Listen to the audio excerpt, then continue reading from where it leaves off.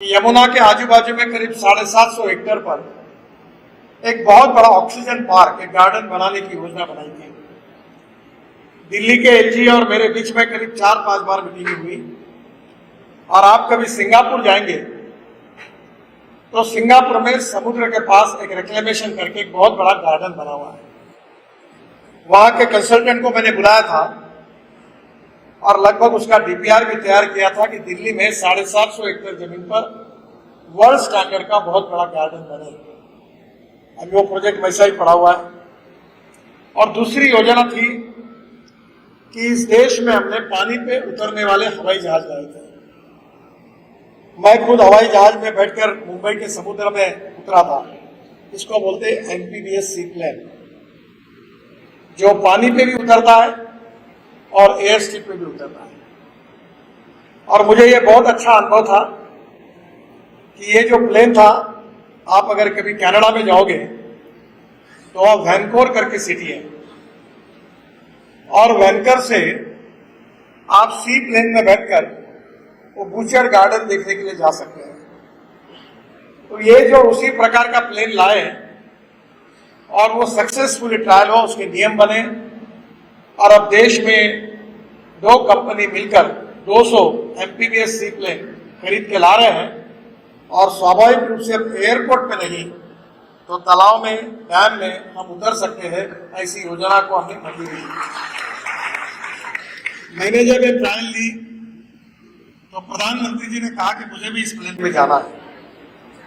तो हमारा जो गुजरात में साबरमती का रिवर फ्रंट है, वहां से प्रधानमंत्री भी इस प्लेन में उड़कर सरदार सरोवर गए और सरदार सरोवर से वापस गए। द्वारका एक्सप्रेस हाईवे से सीधा गुड़गांव को क्रॉस करके आप दिल्ली मुंबई हाईवे में पहुंचेंगे तो दिल्ली से जयपुर 2 घंटे में होगा, और डायरेक्ट मुंबई तक जाओगे तो 12 घंटे में होगा। और सूरत में आएंगे तो सूरत से हम नए 80,000 करोड़ का एक नया रोड बना रहे हैं, जो दिल्ली से चेन्नई के बीच का डिस्टेंस 320 किलोमीटर कम करेगा। और सूरत से नासिक, नासिक से अहमदनगर, अहमदनगर से सोलापुर, सोलापुर से कर्नूल, कर्नूल से त्रिवेंद्रम, कोचीन, हैदराबाद, चेन्नई, बेंगलोर, बेंगलोर और कन्याकुमारी तक जाएगा पूरे साल। उत्तर भारत से साउथ इंडिया जाने के लिए मुंबई और पुणे और सोलापुर और कोल्हापुर जाने की जरूरत नहीं, सूरत से ही आप पहुंच जाओगे तो 320 किलोमीटर डिस्टेंस कम होगा। पूरा देश बदल रहा है। और इसमें आगे जाओगे तो दिल्ली से अमृतसर, हमारा अमृतसर कटरा रोड दिसंबर के पहले बन जाएगा। और कटरा जाने के पहले आप श्रीनगर की तरफ पलट जाएंगे। जम्मू श्रीनगर रोड पर हमने 16 टनल बनाई है। और श्रीनगर से जाकर आप आगे जाओगे लद्दाख, लेह की ओर, तो वहां एक झेडमोर टनल है, वो भी पूरी हुई है। और उसके बाद कारगिल के नीचे आशिया की सबसे बड़ी 11.6 किलोमीटर की टनल बन रही है, जिसका 70-80% काम पूरा हुआ है, जिसकी एस्टिमेटेड कॉस्ट 12,000 करोड़ थी और हमने पैसे बचाए और वो काम 5,500 करोड़ में पूरा हुआ।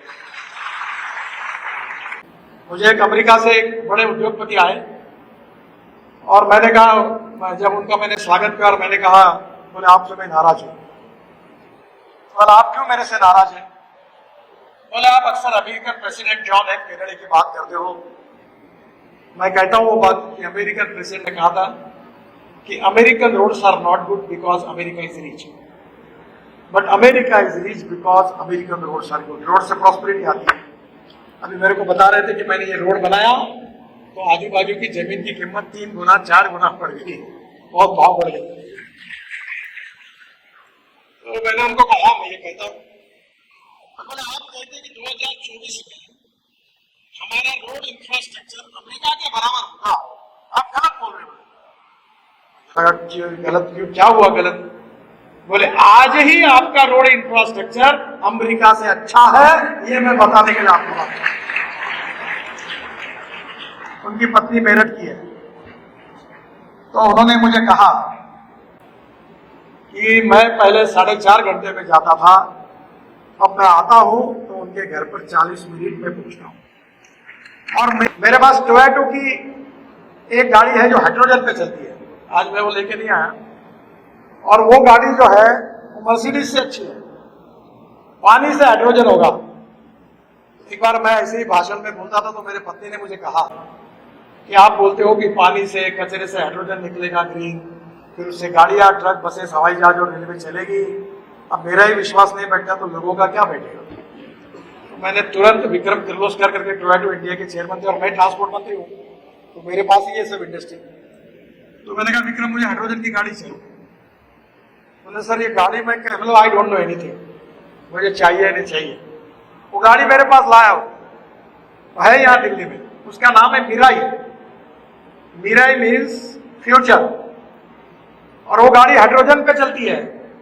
मैं आपको हाथ जोड़कर अनुरोध करता हूं कि इसके बाद पेट्रोल डीजल की गाड़ी मत खरीदी करिए। दिल्ली को अगर प्रदूषण से मुक्त करना, मैंने इलेक्ट्रिक लाई। इतने दिल्ली के अखबार वाले पत्रकार मुझे प्रश्न पूछते थे, गाड़ी रास्ते में बंद पड़ेगी तो धक्के लगेंगे क्या? अब मुझे बताओ, इलेक्ट्रिक बस आ गई, 5 साल के अंदर देश की पूरी इलेक्ट्रिक बस बन जाएगी। अभी ऑलरेडी दिल्ली में आई, देश में आई, इलेक्ट्रिक कार आई, इलेक्ट्रिक स्कूटर आई, इलेक्ट्रिक ऑटो रिक्शा आई।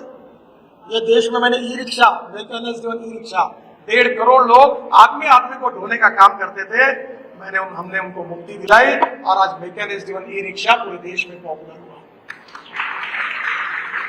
तो टेक्नोलॉजी ड्रिवन डेवलपमेंट, इतना ही नहीं हुआ तो अभी हमने 30 ऐसे रोड बनाए हैं जो राजस्थान या अरुणाचल जैसे सीमावर्ती भाग में है, कि जिसमें एयर फोर्स का सबसे बड़ा जहाज जो 2 ट्रक लेके जा सकता है वो भी उतर सकता है। मैं खुद राजस्थान में, राजनाथ सिंह जी, उस समय रावत साहब, मैं, वीके सिंह साहब, उसी हवाई जहाज से भारत पाकिस्तान के सीमा के नजदीक हमारे हाईवे पर उतरे। जो नहीं हो सकता, जो असंभव है, वो हमारी सरकार ने करके दिखाया। आपको